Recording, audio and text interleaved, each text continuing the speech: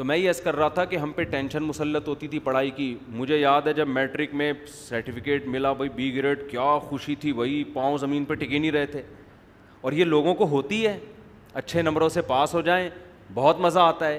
تو سوچو جس دن یہ اعلان ہوگا, ایک طرف جہنم کی آگ ہے, اللہ کا قہر ہے, اللہ کا غضب ہے, دوسری طرف جنت کے باغات ہیں, ایسی جنت مالا عین رأت ولا اذن سمعت ولا خطر علی قلب بشر. نبی نے فرمایا نہ کسی کان نے اس کی لذتوں کو سنا ہے. یہ جو ہم سنتے ہیں نا, یہ اس کی حقیقت کو نہیں سنتے, اس جیسا کچھ سنتے ہیں ہم. اور نہ کسی آنکھ نے ایسی لذتیں کبھی دیکھیں. وما خطر علی قلب بشر, کسی انسان کے دل میں ان لذتوں کا تصور بھی نہیں گزرا. یعنی آپ تھوڑی دیر کے لیے تصور کر لو کہ کوئی عیاشی کی جگہ ہے جہاں عیش و عشرت کا سامان ہے, تو آپ کیا سوچ لو گے؟ نائٹ کلب ہوگا, شراب کباب ہوگا, حور و رنگ ہوگا, اور بہت عیاشی ہوگی, اور آپ کی جوانی ہوگی, یہی سوچ لو گے نا. اور یہ کھانے کو ہوگا, یہ پینے کو ہوگا. تو قرآن کہتا ہے کہ تم تصور کو انتہا تک لے جاؤ. دنیا میں عیاش ترین آدمی کی عیاشی کا تصور کر لو, جنت اس سے بھی اوپر کی چیز ہے, اس سے بھی اوپر کی چیز ہے. اور ویسے بھی عقل کی بات ہے, جو کائنات کو بنانے والا ہے, کریٹر ہے, دیکھو اس نے دنیا میں اتنی لذت کے سامان رکھے ہوئے ہیں. حالانکہ یہ لذتیں جو دنیا میں ہمیں مل رہی ہیں یہ کسی عمل کا بدلہ نہیں ہے, یہ تو اللہ نے ویسی رحمت کی ہوئی ہے. یہ کسی عمل کا, ہماری محنت کا بدلہ نہیں ہے. پھر بھی کیسی لذتیں ہیں, شدید پیاس میں پانی کیسی لذت ہے, شدید بھوک میں مزے مزے کے کھانے کیسی لذتیں ہیں, دیکھنے میں کیسی کیسی لذت کی چیزیں اللہ نے رکھی ہیں. تو آپ یہ سوچیں وہ لذتیں جو اللہ ہمیں ہمارے عمل کے بدلے کے طور پر دے گا, اور قرآن کہتا ہے وہ حقیقت میں بدلہ نہیں ہے بلکہ وہ بدلہ اللہ رحمت کی صورت میں نزولاً مہمان نوازی کے طور پہ کرے گا. یعنی وہ میزبان بن کے ہمارا اکرام کرے گا. تو وہ اکرام کی کیا انتہا ہوگی, تو خالق کائنات ہے وہ. میں اکثر اس کی ایک مثال دیتا ہوں کہ آپ کو کسی بڑے سے بڑے سیٹھ نے ولیمے کی دعوت پہ بلایا, کوئی سمجھ لو کراچی کا یا پاکستان کا بہت بڑا سیٹھ ہے جی, بہت بڑا نام ہے اس کا. ایک زمانے میں سیٹھ عابد ہوا کرتا تھا نا, آج کل کہاں ہے, ہر سیٹھ مارکیٹ سے تھوڑے دنوں میں شارٹ ہو جاتی ہے. یہ دنیا ہے بھائی. سیٹھ عابد کو ہم فرض کر لیتے ہیں, اگر کوئی ابھی حاضر سروس سیٹھ ہوا بولے گا میرا نام کس خوشی میں لیا آپ نے بغیر پرمیشن کے. سیٹھ عابد تھا ایک زمانے میں, بڑا مشہور تھا, ہمارے بچپن میں مشہور تھا وہ سیٹھ عابد. اب پتہ نہیں زندہ ہیں تو اللہ عمر میں برکت دے, انتقال ہو گیا تو اللہ مغفرت فرمائے. اب سیٹھ عابد ہے جی, بڑا کراچی کا کروڑ پتی ارب پتی تاجر. آپ غریب تھے, اس نے آپ کو کسی وجہ سے انویٹیشن بھیج دی.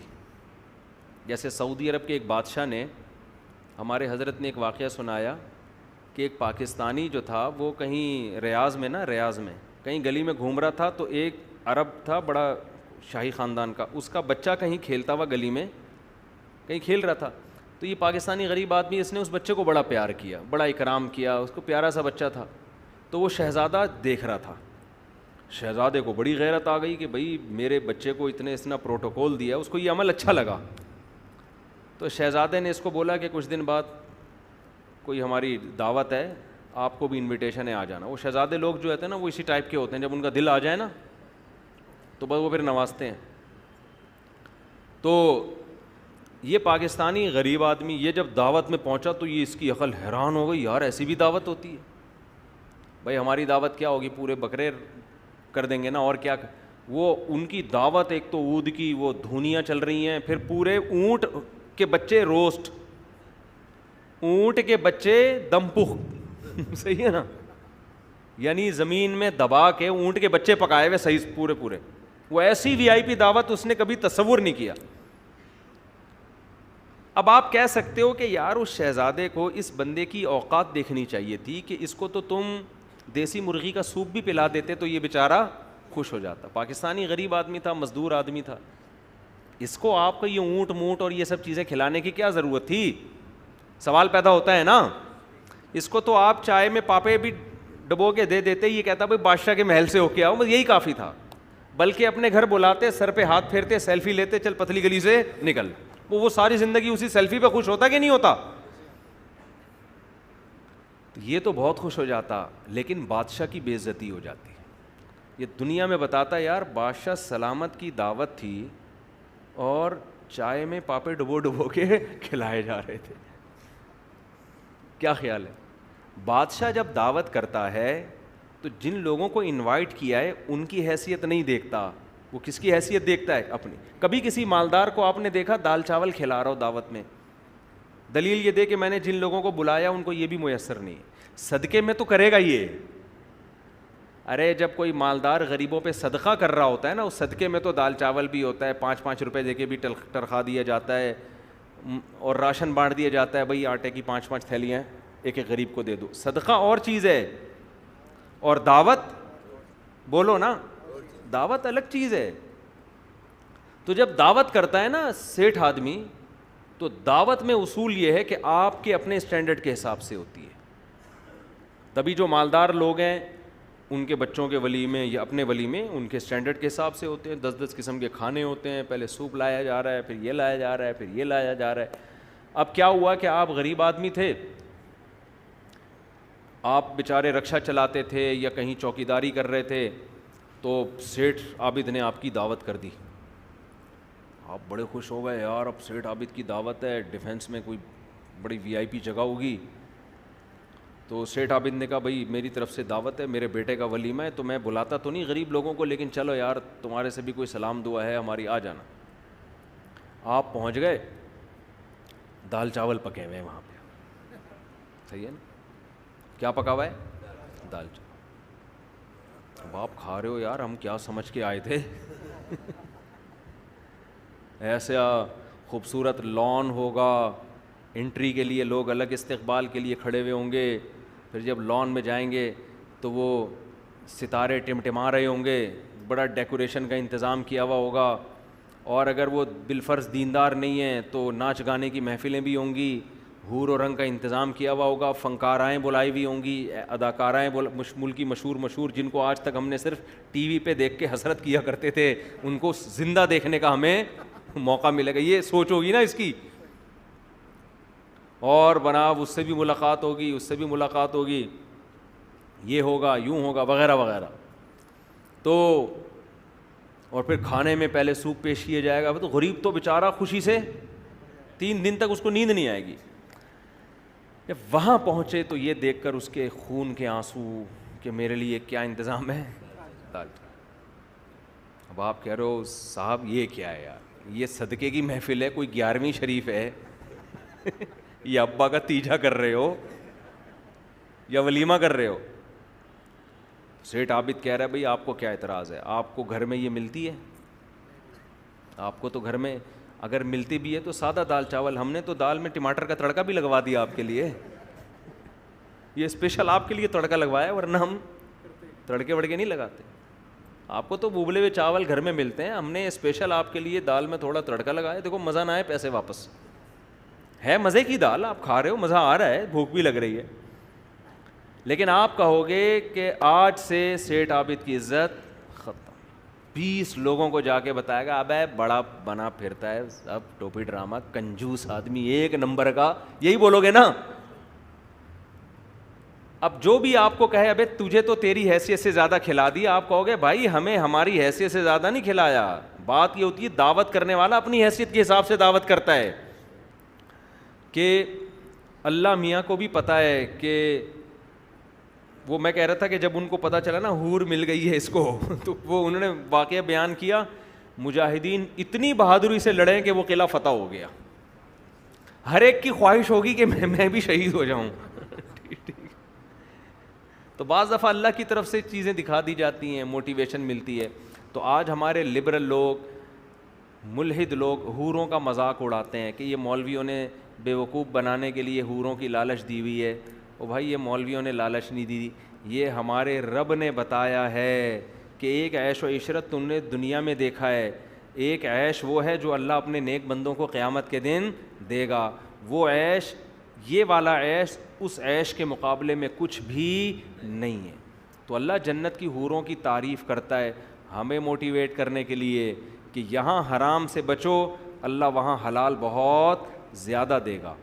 تو جب یہ سب چیزوں کی اناؤنسمنٹ ہوگی, اعمال نامہ دائیں ہاتھ میں ملے گا, یقین ہو جائے گا اب میں جنت میں جاؤں گا. حوریں بھی ملیں گی, شہد کی نہریں بھی, دودھ کی نہریں بھی, اور ایسی زندگی جو کبھی ختم ہونے والی نہیں ہے. تو آپ سوچو ہم میٹرک میں نہ پڑھ کے بی گریڈ سے پاس ہو کے اتنا خوش ہوئے تھے, صحیح ہے نا, اس کے بعد تو ہمارا وہ میٹرک کا سرٹیفکیٹ ہی گم گیا.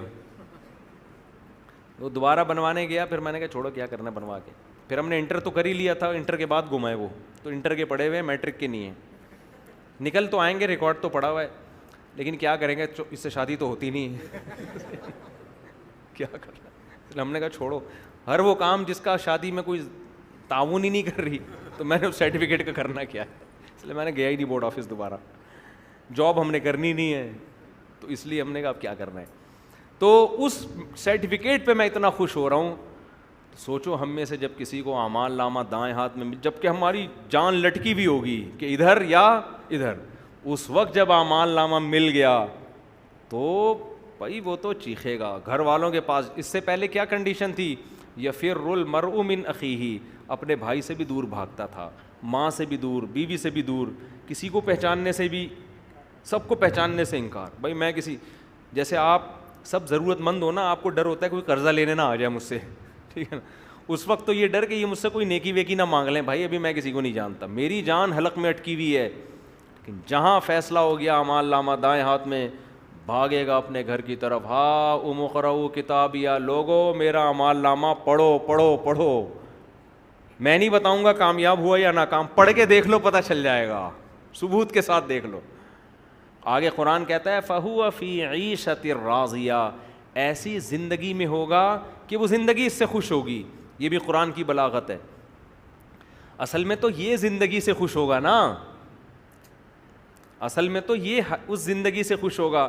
قرآن کہہ رہے ہیں نا نا نا, زندگی اس سے خوش ہوگی.